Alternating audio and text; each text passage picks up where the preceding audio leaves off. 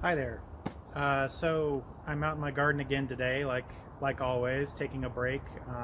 Literally, I needed a break at this point. I've been standing, and sometimes maybe you don't have that problem, but sometimes if I'm just standing too long, not moving around or doing other things, my back starts to ache a little bit. And I've been standing, working on little seedlings for a while now, and so thought this would be a good break to continue on my series on cannabis tax strategy, or an introduction to cannabis tax strategy. And this particular section, or this particular topic, or subtopic as it is going to be a quick industry overview of what I know and what I see going on in the industry as of right now. It is April in 2019, so if you're watching this video in the future, you might look back on it, laugh, or just say, hey, remember when those were the days? Or, what Ty didn't know back then that we now know, if it's looking back in retrospect. But all that being said, I'll kind of go over some of the legal and regulatory and tax background on that, and then we'll go on from there. And also another point is that I'm in Portland, Oregon, so I'm talking about the environment as it is here. California has become recreational at this point, and so there's a very lively and emerging market down there, and things going on there which may be somewhat different than what we see here.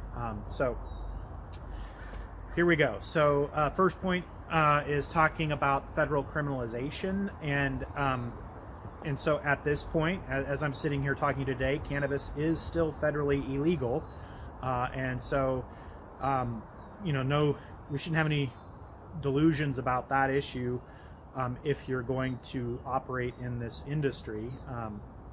One of the things that the industry relied on for a long time was what was called the Cole Memorandum, which was put out in 2013. And in the Cole Memorandum, that he was an assistant attorney general who basically set out what the Justice Department's, the federal Justice Department's prosecutorial guidelines would be, and essentially laid out the idea that going after people or businesses that were operating under their state's laws, operating legally under state laws in the cannabis industry, was not going to be a prosecutory priority. And it kind of bullet pointed, situations which going after cannabis businesses or cannabis operators would become more of a priority. And it's things you might expect, things where if they were connected to other kinds of criminal organizations or suspected of being so, if there was a lot of other kinds of suspicious activity involved. And I won't go into too much detail on that because, that was all before the Trump administration, right? And so then the Trump administration came in, and as many know, Jeff Sessions was not friendly towards cannabis. And so everyone was really worried, well, what was Sessions going to do? Well, in January of 2018, Sessions rescinded the Cole Memo. Let me back up for a second. I think that during the era of the Cole Memo, one of the things that I heard often from industry operators was this idea that the Cole Memorandum made cannabis federally legal. That's not true. Cannabis was not federally legal during that period of time, and it still isn't. It simply was guidelines for prosecution. So did it give cannabis operators some comfort or some cover that they're less likely to be prosecuted federally if they kind of fell within the guidelines of the Cole Memorandum? Sure, but it didn't make it federally legal. So we shouldn't have any misgivings or delusions about that issue, right? And so then in January of 2018, unfortunately, but expected, Attorney General Jeff Sessions rescinded the Cole Memo and said, we're not doing this.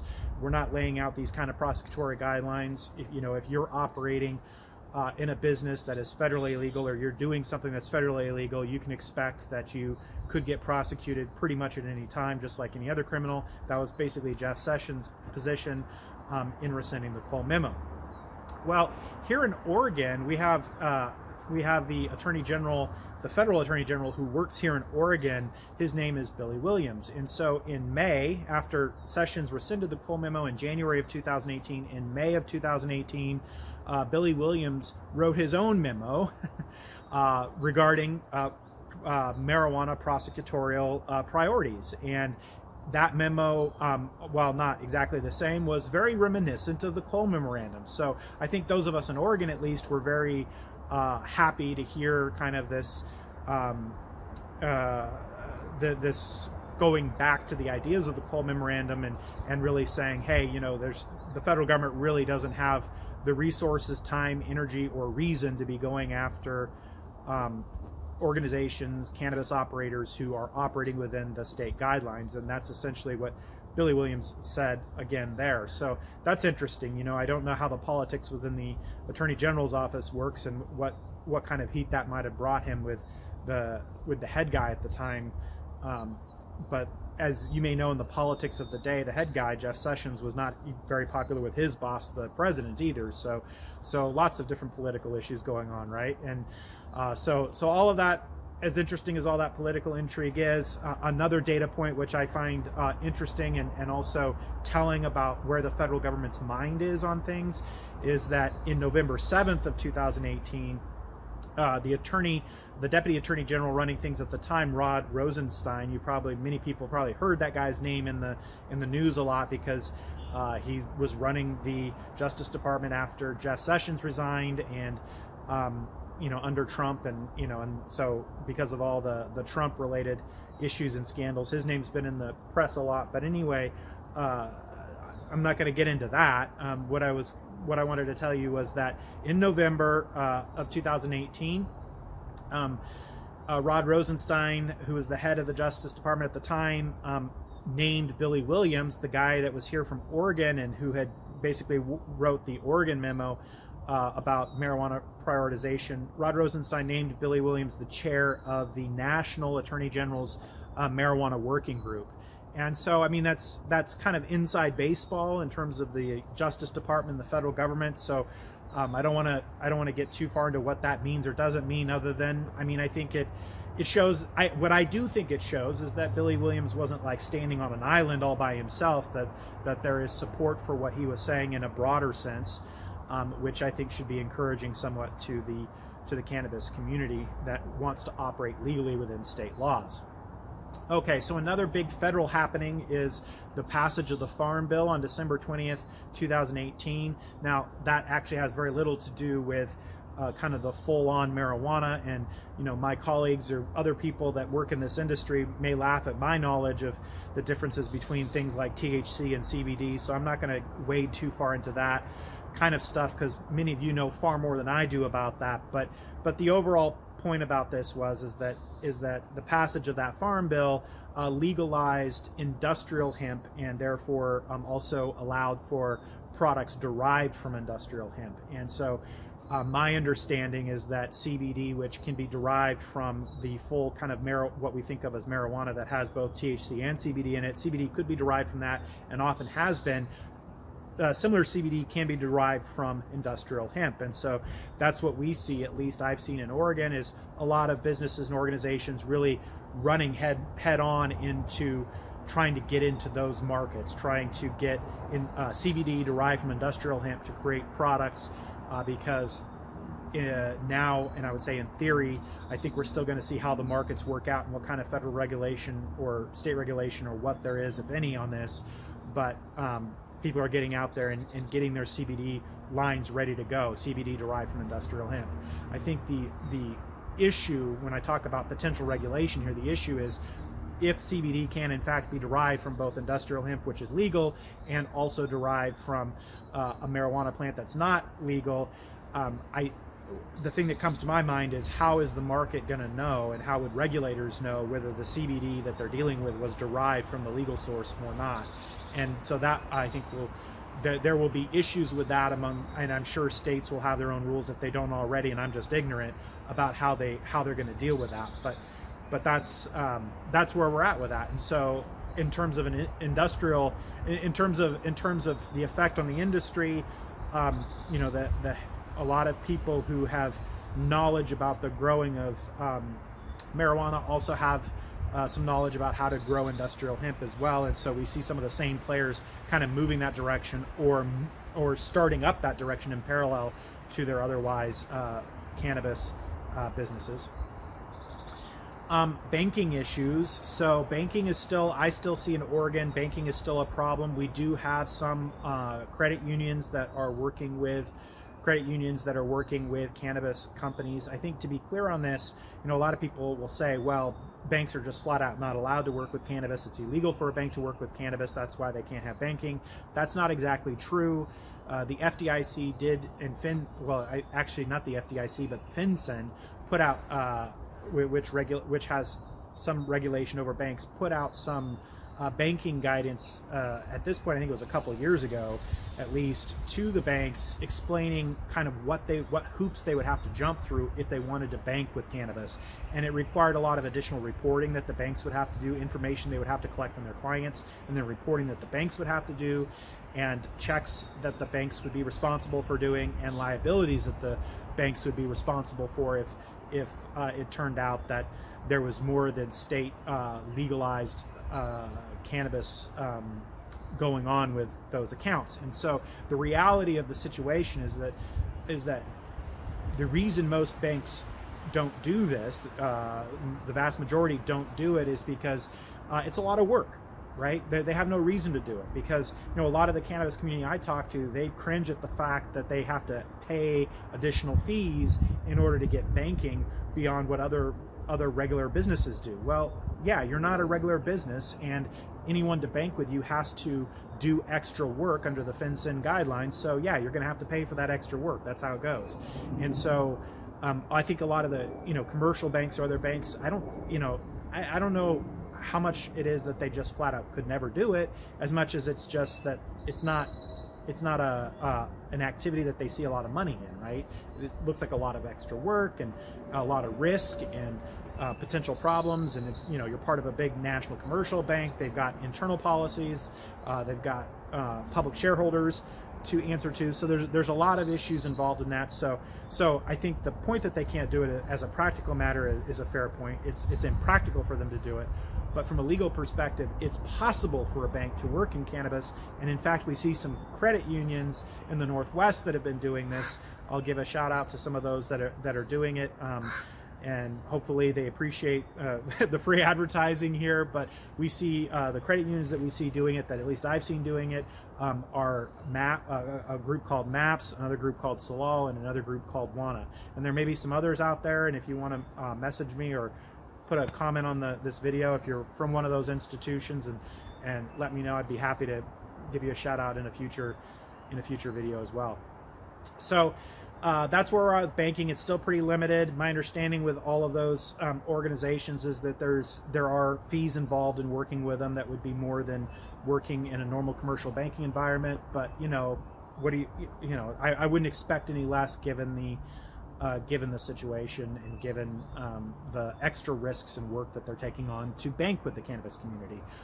What I will say is, for my own practice, we require our clients to have banking, right? So I work with the slightly larger companies. We work with companies that generally have at least $2 million in revenues. And so, we're not going to, if a company's doing over $2 million in revenues and they're pushing that all through cash with no banking, that's a huge risk issue and something that I personally wouldn't get involved in. So we need our clients to have banking, which means they're going to incur some of those fees to be with one of those groups in order to be able to transact business in a more regular and commercial way. Okay, so cannabis, as we're sitting here in 2019, it has become legal recreationally or medical across a lot more of the country than it has before. And yeah, that's all I'll say about that. You can kind of look up, Matt, if you were to Google this, what states is marijuana legal, you'll find some nice maps put out by other organizations that I don't want to infringe on their copyrights here, that have done a good job of color coding a map and showing you where it's now legal via the states. Again, it's not federally legal in any of these locations, but under state laws, it's legal in these locations. Here in Oregon, the regulatory environment that we deal with is the medical marijuana program was administered under the Oregon Health Authority, and now the recreational marijuana program is managed by the Oregon Liquor Commission. what we find, being here actually in Portland, Oregon, is that there's a lot of other regulators that get involved kind of indirectly. If you're making, for example, a processing or a grow facility, or even a dispensary, you're going to be working out licensing with the city of Portland and with the Office of Neighborhood Involvement. And I've got clients that are now moving into California. What we find is that's typically the case, is that anywhere you go, you're going to have your kind of state licensing issues, but you've got to anticipate that you're going to have local, city, and or county licensing issues that may or may not allow you to locate in certain areas, and will require certain kinds of inspections for all kinds of reasons, from agricultural rules to industrial rules, that they apply not just to cannabis but to any kind of business operation. So knowing, I guess the moral to that is, if you're going to go into any particular location, you not only need to know the state laws, you would also need to investigate whatever the local city and county rules are for you to operate cannabis in that particular area. Oregon is kind of an open, what we call more of an open license state. It's not as restrictive as we see in other states. It doesn't require a particular combination generally of businesses working as one, as previously was seen in other states. So here in Oregon, what we see is kind of the development of a real industry, in the sense of you've got different players specializing in different parts of the industry. So our industry players could be the growers and the producers, for example. We see companies that are focused on distribution or being the brokers, the middlemen. We see processors, folks that are just focused on processing. In some cases, processors basically work as service firms, where they don't actually, I wouldn't say they actually traffic in cannabis. They take a product that you own, and they then convert it to oil or some kind of extract, and then they give it back to you to do what you will with. And in those cases, we look at it and we say, well, they never really own the cannabis. They're providing a service to convert the cannabis to a different kind of product at that point. So we see processors like that. We see processors who actually buy and take legal title, so to speak, of the product, and then they process it into some kind of extract, and then they turn around and sell the extract to other parties. In that case, they're more kind of like a manufacturer that's converting one good to a different kind of good in that case. Of course, we see the retail outlets, which we commonly refer to as dispensaries. And then we see a lot of industry-specific ancillary services like security services, storage facilities, lab testing. Now, some of the lab testing is being done by businesses that do broader-based lab testing that aren't industry-specific, but I think we'll also see lab testing that is more industry-specific. We see temporary agencies that provide harvesters, people who harvest and dry trim and things of that nature. People who are being basically labor that is specialized in the industry being deployed on a temporary basis through an agency. We've seen that. We see marketing firms, we see accounting firms and bookkeepers who are specializing themselves in the cannabis world. I guess in my own interest, I would say I don't generally recommend that, because I believe that the cannabis, the best results for a cannabis company is a law firm or an accountant and strategic advisors who have at least one foot in the regular commercial world, and can basically bridge that gap and bring over the concepts and knowledge of big business into the cannabis world with them. Because what I see is a lot of full cannabis specialists when it comes to, particularly in the accounting and bookkeeping environment, those that are flat out nothing but cannabis specialists often have a very limited knowledge base. And so they know the cannabis industry, and they know what they've learned about accounting and taxes and bookkeeping in order to try to apply it to the cannabis industry, but they may not have a broad enough experience in topics like general manufacturing, inventory management, retail, and just kind of normal, what we call generally accepted accounting principles and tax rules that are still be applicable to the cannabis industry. And so yeah, I could speak for days on that topic, but I would just say that I think that I think you've got to get a good balance between people who know the industry and people who are only in the industry because they're not they don't have enough experience outside the industry. That's a red flag. And that's it. Yeah, in terms of industry players, I got into the ancillary players. Another piece talking about the industry that I kind of threw in here, and this may seem a little bit out of place, but I want to talk about it at some point or point it out at some point, is Form 8300 reporting. This is another form that is administered by the IRS, but isn't strictly speaking a tax form. The Form 8300 is designed to help the government track large cash transactions, and really it was put in place along with a lot of other kinds of various rules around money transmitting to try to give the government some visibility of potential terrorist and organized criminal activities. And so what is required here, and unfortunately, is that while the target of 8300 reporting probably wasn't the cannabis industry as it is now, the legal cannabis industry in places like Oregon, the cannabis industry is a likely place where you have to do 8300 reporting, because anytime you have a single transaction or related transactions that result in a cash flow of more than $10,000, you have a reporting requirement where you have to fill out an 8300. That 8300 goes into the government. It also at the end of the year, you report to the recipients of 8300s that you gave them 8300s. And so that creates a little bit of an extra administrative burden for cannabis industries. Just one more, right? As if there aren't enough additional administrative burdens for cannabis companies. Here's one more, is the 8300 reporting. So if you don't know about that, or you're not sure how it works, be sure to talk to your advisors, because that is something that is important. And a lot of, if you're operating in this industry, the chances that you have a transaction or a series of related transactions that are $10,000 or more is probably pretty good. Okay, well, that's all I have for this segment. My next segment, I'm going to talk about something I call income tax administration.